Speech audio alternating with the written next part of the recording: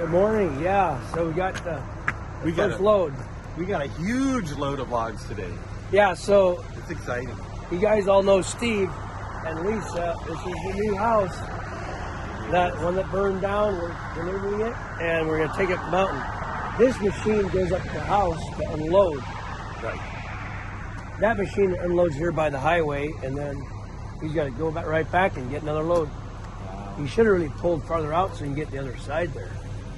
Well, I think he was thinking to come over here, but I know, man, he got a big load today. He said 88,000 pounds. Yeah, he should. Boy, that's not very safe. So Steve and I came up here with the truck, and the loader came just fine. The road's been salted a bit, so it's not bad, but this is the new site. I have not seen this. This is the new foundation. So tell us, what is it? Well, Elvie, we started here 4 months ago. You came up with a bulldozer, and you and I stood on this hillside and decided where this home was going to be. And Lisa agreed. Yes, Lisa liked it. She had a harder time envisioning it, but now loves it. And so we've been working for 4 months to get this ready for you guys. And we're just super excited. This is the Bighorn Rancher. Just as on the website, we did a little bigger deck and made the master a little bigger, but without changing the perimeter. And it's fantastic. We think this is going to be a good home for us. Oh, I love the Bighorn Rancher. I'm really excited about it because it's just spacious. Yes. And like Steve said, they made no changes externally except a bedroom a little bigger, and then added the porch in the front is a little bigger. Now later you'll see video, and you have seen video, probably other videos, but the lake is going to be very visible after this fog lifts. And that's a foam ICF insulated concrete form foundation, which means insulation on the foam on the outside, inside like a form, with 8 inches of concrete poured in the middle. So it's a super insulated crawl space. Single level, get underneath there to work on your plumbing and stuff. But yeah, nice big porch, kind of like the other house had. Because of the view, you want this front porch. It's fantastic, Steve. Yes. We're excited about on the last house, we lived on the porch. And so with the views and just watching the wildlife, so we wanted to make a really big porch. You didn't live on it very long. No. Got it started in January, burned down in August. This is now January again. And well, we were never in the house, but after the deck was up, we'd sit out on the deck even though the house wasn't done. It was almost done. Yeah, it was. We were about 6 weeks. So, but we've got a new start. A new start. Well, I'll take that machine off, and we're going to start hauling some logs up, what we call shuttling. We unload on the highway and shuttle with the small trailers. One load on the bottom to load the logs, one loader on the top to unload the logs. That's how we got the first house up here. It's like that. So let's get that unloaded and get some logs moving here.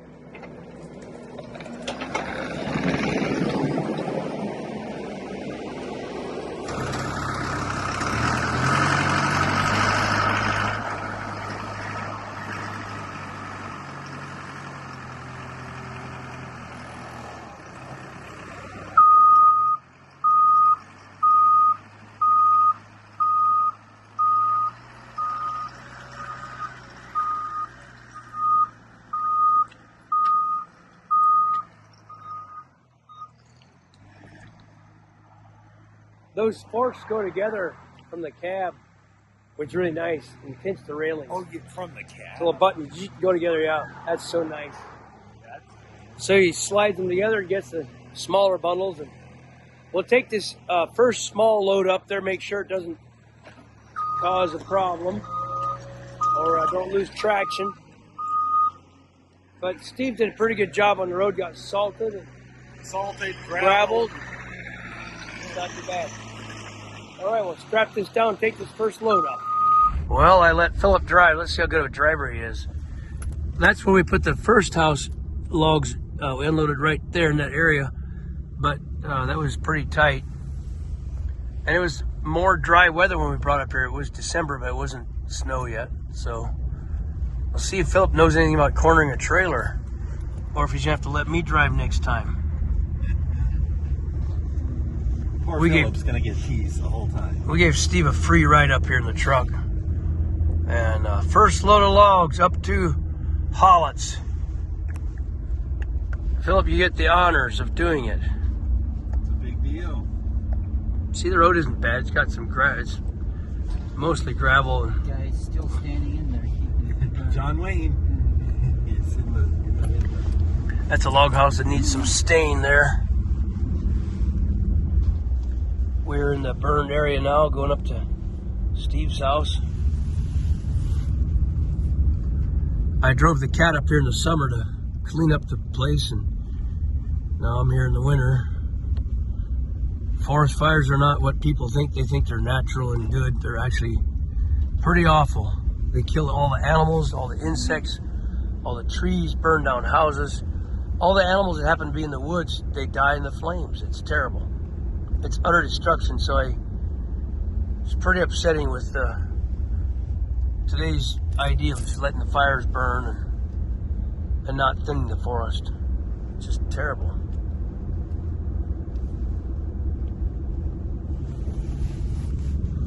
Pretty much devastation.